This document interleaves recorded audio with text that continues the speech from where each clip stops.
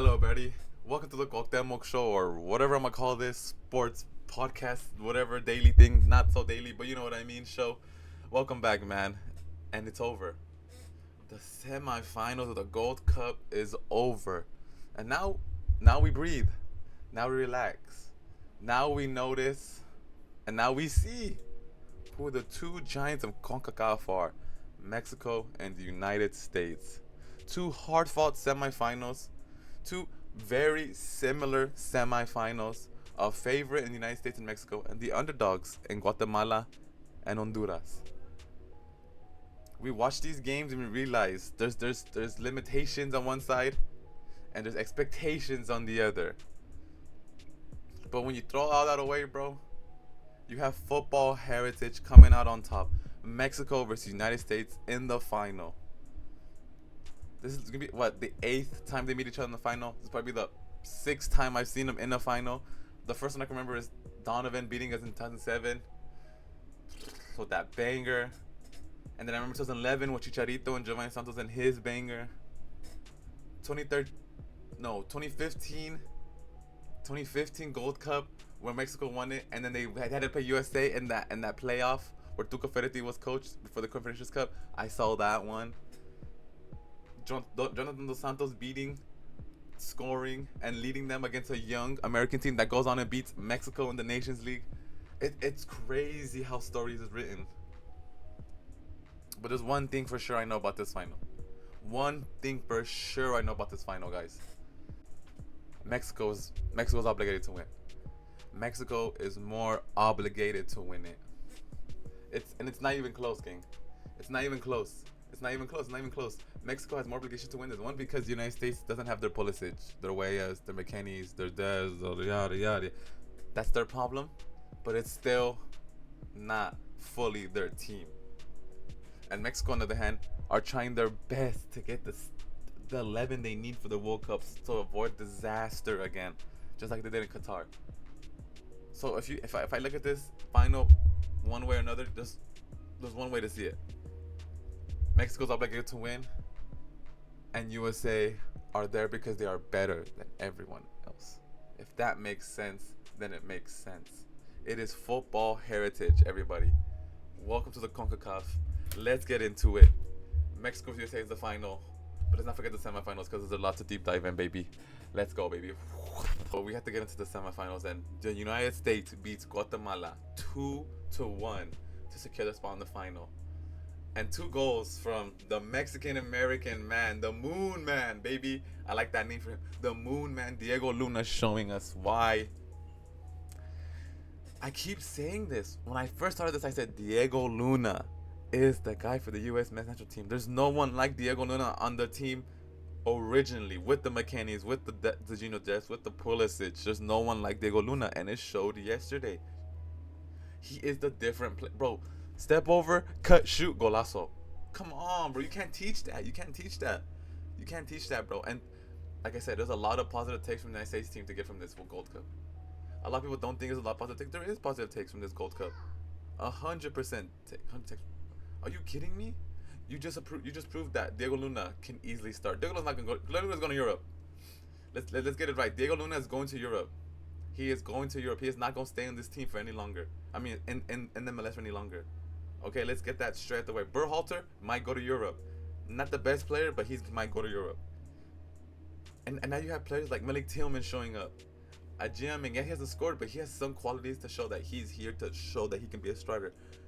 Matt Freese, the keeper, who has, I think the USA, no offense to USA, this is probably the worst era of goalkeeping in the United States ever. I have never met so many bad goalkeepers on one men's national team, ever. The Casey Kellers, Tim Howard, even Brad Guzans, they're gone. They're not here anymore. So now let's focus. Let's focus on the positives now, right? Let's focus on the positives because if you're an US fan, you gotta realize this: life is gonna get difficult against Mexico.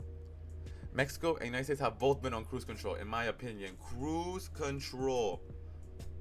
With the USA playing just a tad bit better. But that doesn't take away the fact that there's positives from the United States team to take away from this, and I'm happy.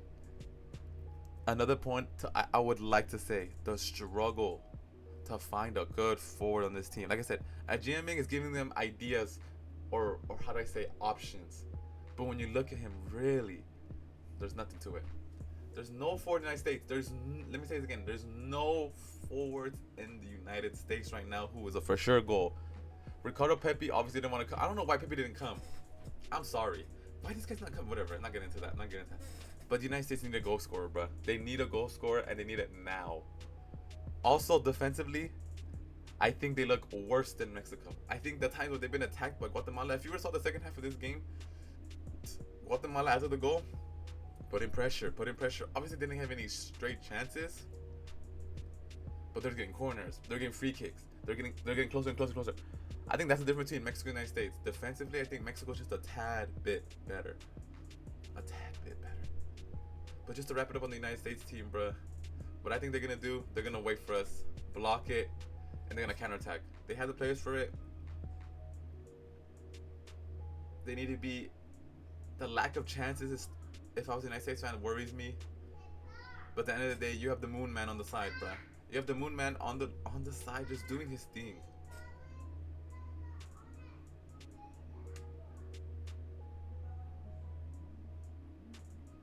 And Guatemala, on the other hand, Guatemala, fuck, man. Another packed stadium. Another stadium where they were the home team.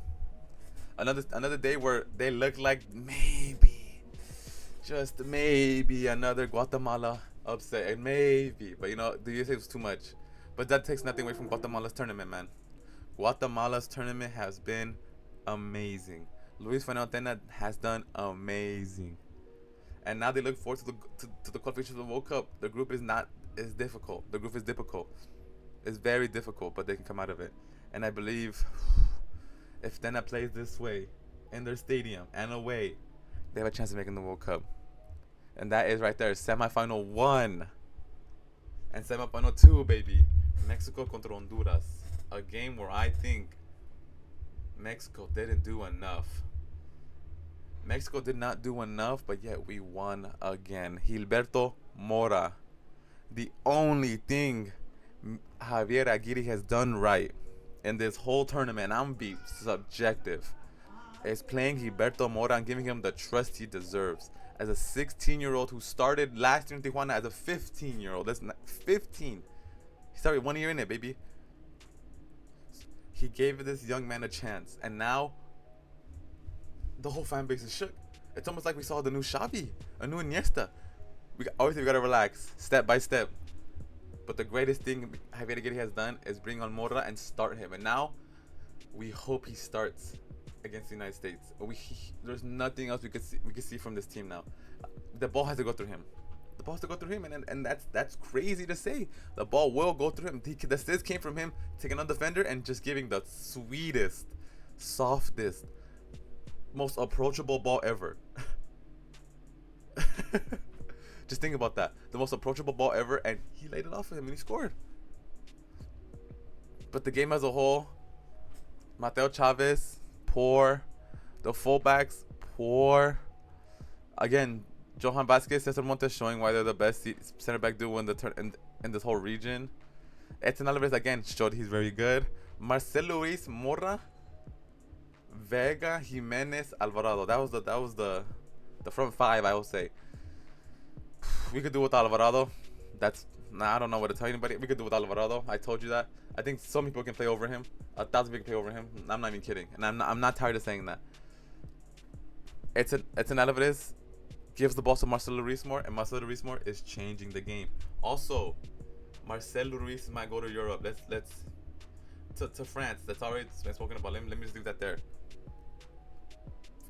And then I just look at this team like first half woeful.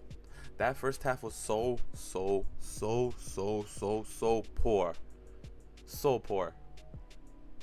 And then the second half starts, and then it's the same Mexico with the second half. A quick, fast second half, and we get the goal. I mean, and after that, what happens? Un declive. And it's every game. Mexico, how do I say this without offending anybody? There's a lot of better things to take from United States wins than there is from Mexico's wins. And I know that's not Y'all might not take that to heart too much, but there is. The United States has shown more than Mexico in this Gold Cup. That being said, Mexico, I think, has been more on cruise control than the United States. Mexico has never been in trouble. Malagon hasn't made a save since the Suriname game. Hasn't made a save.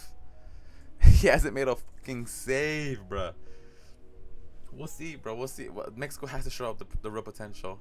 Vega has to bring it. Alvarado was gonna start. Alvarado, I don't know. I'm not gonna say nothing about Alvarado anymore because I feel like I'm just attacking him 24/7. But he's just not good enough. Like I said, Mateo Chavez is a very good left back. But then I'm like, we need to play these young guys over Gallardo. But then I'm like, Gallardo has had a really good Gold Cup, so I'm just like, then maybe we don't switch it up. You know what I mean? It's a weird thing, man. It's a weird thing. And the one thing that impressed me a lot about this team, and it might come as a surprise to y'all, bro. Raul Jimenez. Oh my god, he thinks Raul Jimenez is good. Oh my god, he thinks Raul Jimenez is good. Yeah, sorry, Raul Jimenez is good. He's good. Without him, bro, we would be in a whole different position. If we didn't have this number 9, and I love Santiago Jimenez, but Santiago Jimenez doesn't do what Raul Jimenez does. At the big age of 34, still does not do what he does. Jimenez is a vital part to this team. Vital part to this team. And without him, bro, I just see he's getting no chances. No chances. Hold up play, winning the ball in the air, aggression, physicality, no chances. And on Honduras' point, Honduras made it to the semifinals and that's it. Played poorly. If Mexico played poorly, they played worse. Let's be honest. They played worse. Rueda has a lot of work to do. But he should be happy that he's got his team this far. But this is just a precursor to the World Cup qualification, man. They need to start playing better. Choco Lozano needs to start. Rosales, that left back, solid. There's good pieces to this team. Maldonado, good. Menjivar, I've said it many times, he's a very good goalkeeper. We'll see about Honduras, man. They need to focus on their strengths. I think that's what they did this time. After that 6-0, they focused on their strengths, and they got to the semifinal. I mean, it's CONCACAF, baby. Anything can happen. Now going back to what we really know. Mexico versus the United States of America. It's football heritage. Stuff like this only happens here. Where you get two bordering neighbors who are not so friendly to each other in real life, but it's football. And then you go to watch the football, and they're playing each other again. That rivalry is always going to be there, whether good or bad, negative or positive. Hopefully it's positive. Remember, guys, it's just a game. Whatever's happening outside of the world, which fucking sucks. Fuck ICE, bro. Fuck ICE. I'll say that shit proudly. I'm Mexican American, baby. I'm come from immigrant family. Fuck that shit. But keep it out of football, bro. Malik Tim has nothing to do with that. They only got nothing to do with that. You see what I'm saying? So let's keep the football out of politics. But fuck me, I want to beat the United States so bad. And Mexico, como aficionado mexicano, please give us something to be happy about, bro. You've been shit all tournament. Please give us something to be happy about. And for the United States, man, they're coming out to play, and they're not gonna make it easy. They have stars, players play in Europe that are very good, and they're gonna come out for the win. All in all, bro, the CONCACAF is back. It's been a great tournament. Keep moving forward. Never look back. And always stay up. Peace.